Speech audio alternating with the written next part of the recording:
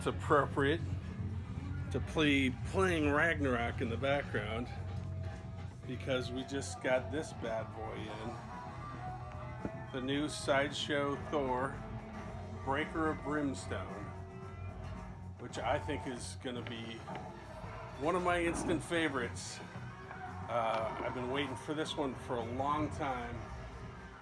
Daniel Bell's work on it has been amazing, and this may want to be one of my last statues for a long while because my space is filled, so I'm kind of excited about it. I've been waiting.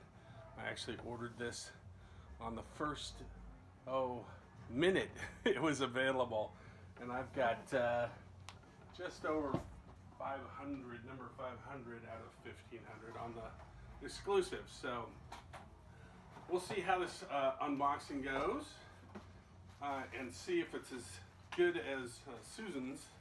So first off, the cape is sitting on top of the box. It's not in the packaging, which is not what I expected from Susan's comments, but no big deal. Let's turn this thing over and get going. Huge box.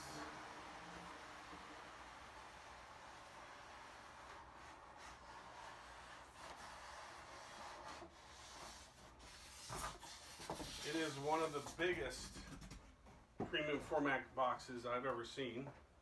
It's definitely up there with some of the really big ones like Batman, and you know, it's not as big as Thanos on Throne, but this thing's pretty massive. All right, let's crack this open. I've been waiting for this for a long time.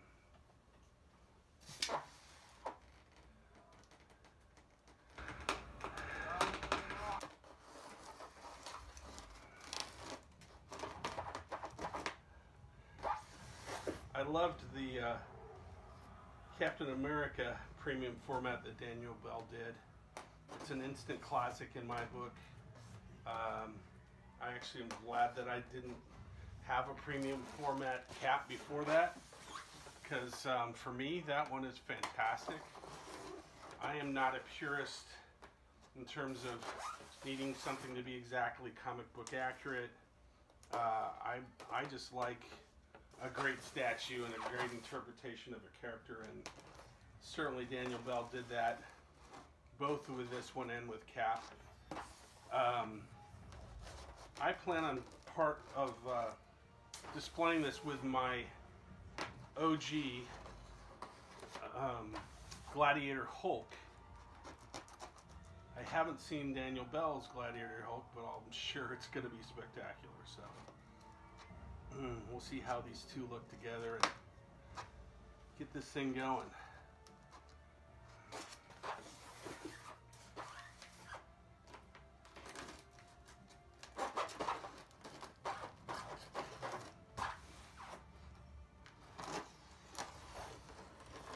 This is always the dull part of the unboxing videos, but you know, if you want to make it authentic and see them crack the seal, it's kind of cool. If they can get it off, that is.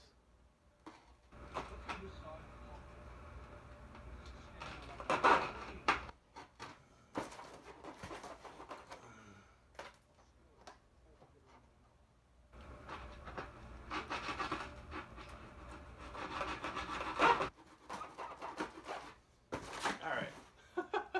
That took a little longer than I anticipated.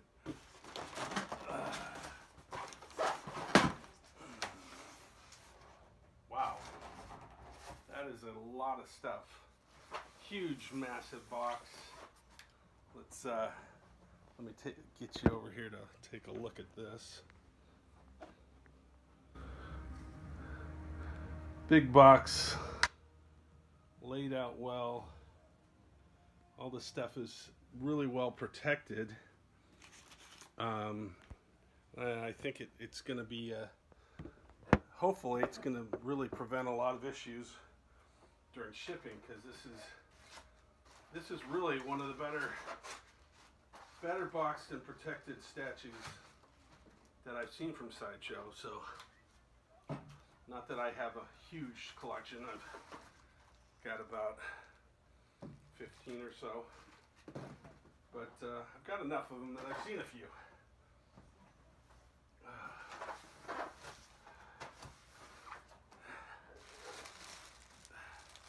So first for the base, Surtur's head. Wow, that thing is cool. Let's see if we can get a little bit closer. I'll get close-ups at the end. But huge peg for the large flame piece where Thor plugs in. Obviously, they learned a lot from pieces like the Spider-Man premium format on how to really do things right and have them really dynamic. I'm going to be careful with this, obviously. Right off the bat, this flame piece is not seating, and it is the crucial one.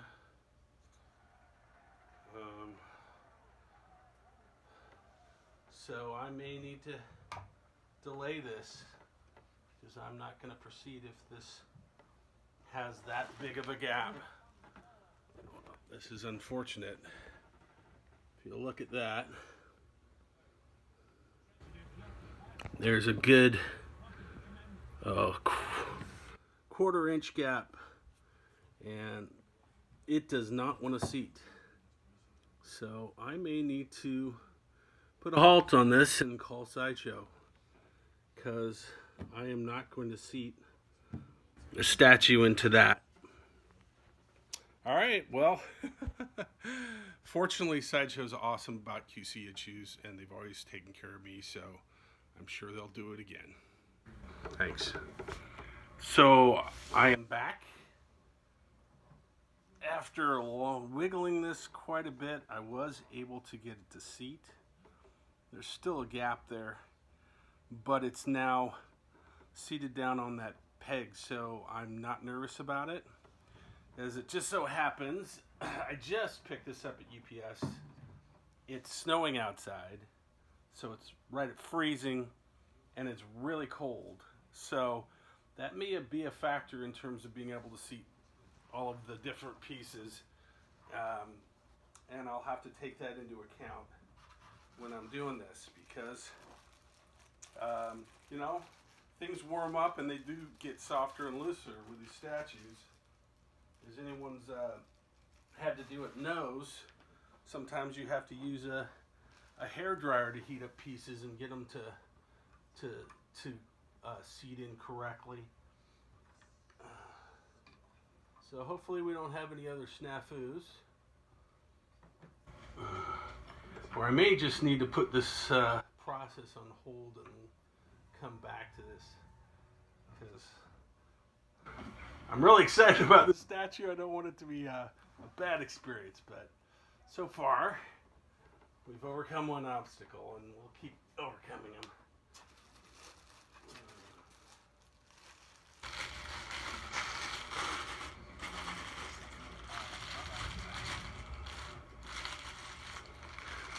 The head looks amazing.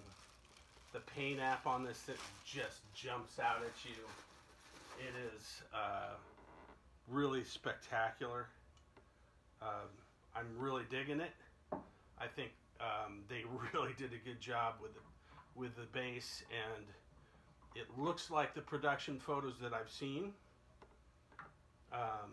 So I'm excited about that. These are keyed in and colored, so I wasn't paying attention to the color. You can see by matching the color on these, they actually seat pretty quickly. And it does give a really cool effect. And this is the tricky one. This is the one that Susan really said you have to pay attention to on the Sideshow video. The slot coming out from basically his tongue, and don't want to scratch anything.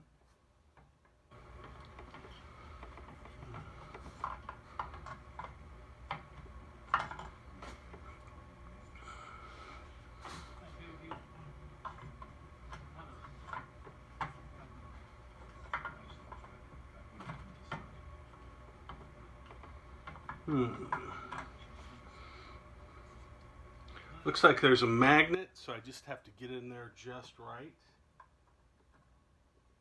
And it should seat itself.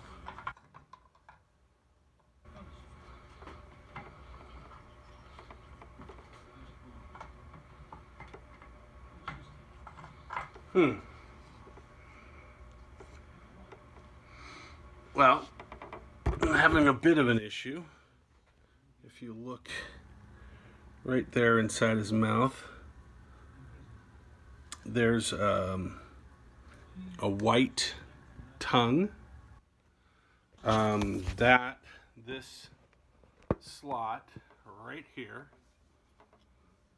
is supposed to seat into, and it looks like there's a round spot for a magnet right there. And I see a round spot inside, so this should just slide in and meet up and seat. Like that. Okay. Yes. We have ignition. So, wow. Of course I'm doing this when I'm in a rush and gotta go to work too. But you know, nothing like planning things out. Alright, this is his horn. Ah, oh, it's cool. That is so cool. That's interesting. So it looks like my switch out standard hand was just sitting in the box. It must have come out of packaging. Alright, next is Thor himself.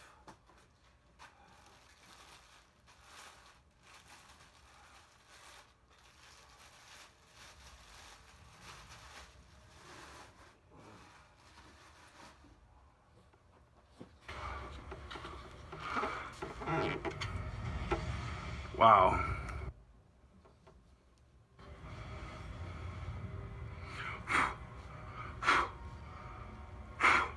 So the first thing that jumps out at you is the level of detail in the sculpt. Like what they did, what he did with Captain America, it just is incredible. The level of detail that the sculpt really is into it. I'm going to try and seat this now. It looks pretty obvious. And it is. Yes. Okay. So right off the bat, the thing that jumps out at me is the skin tone. It looks a little bluish. It's not as human looking as I would have hoped, although it is cool. We'll see. I gotta keep going here and get it together. See how the portrait looks.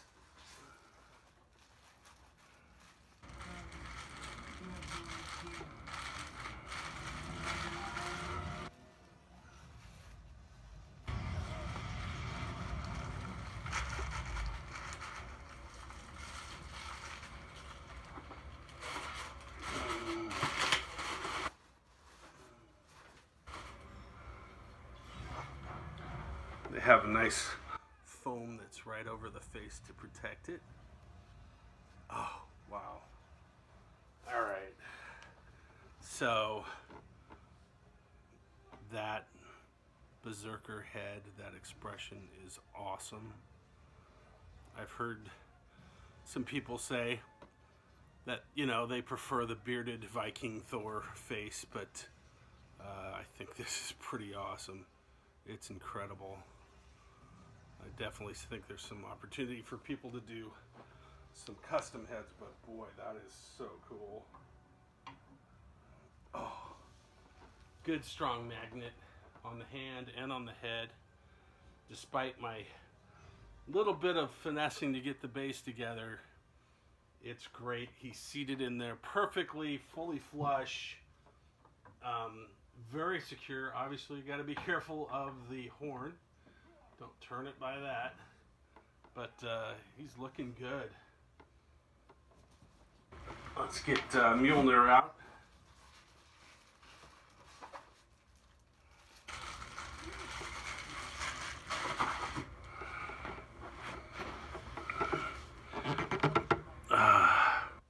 So, what you'd expect with the engraving. The hand looks very realistic, holding Mjolnir. Paint app is really good on the hand. All this weathered leather and then looks like metal. Looks great. I like that the hammer is a little pitted. It looks like it's been used. It's cool. Originally, I was thinking I would display them like this.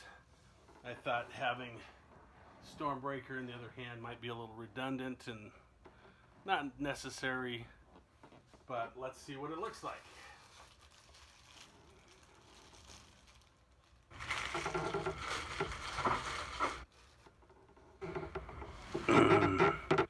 So Stormbreaker is huge, just like the Beta Ray Bill hammer in the comics. The hand looks, the paint app on the hand is spectacular too. And actually, now that his hands are on, I'm getting used to the arms. The face is spectacular. Oh, I really like the eyes. The teeth look great. You know, they do a great job with portraits. Looks like this goes like that. Okay. So basically, there you have them. It's going to take a while to get the cape going. And we do have two magnetic buttons that hold it on. I'm not going to take the time to put the cape on right now just because, as I mentioned, I got to run for work. But here's this one.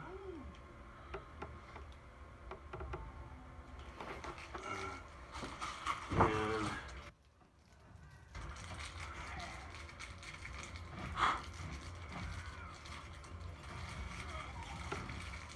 here's the other fitting that holds the cape in.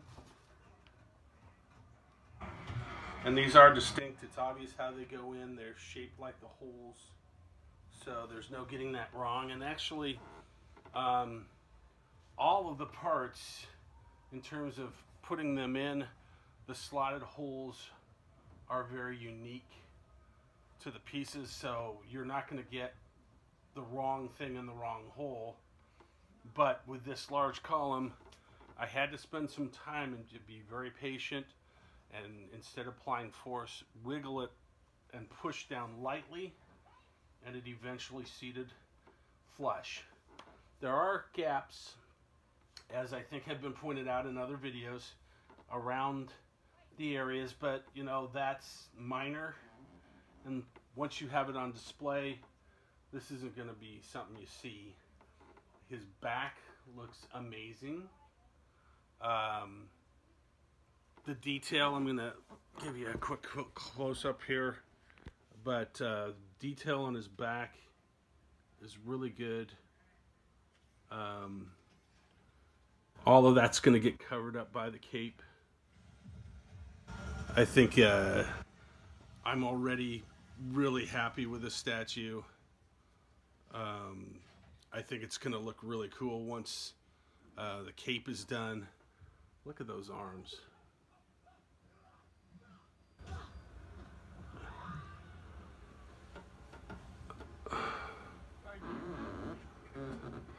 I'm thinking displaying them with Stormbreaker might be the way to go. It's a pretty cool look.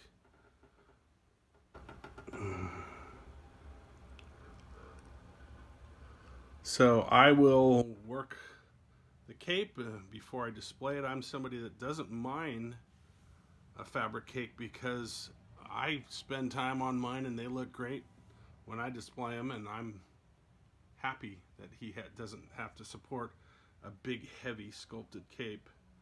But I think this is a spectacular piece. I am very excited that I got it.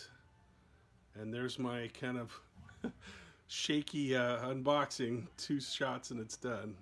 Thanks for watching. Have a great day and keep collecting Sideshow.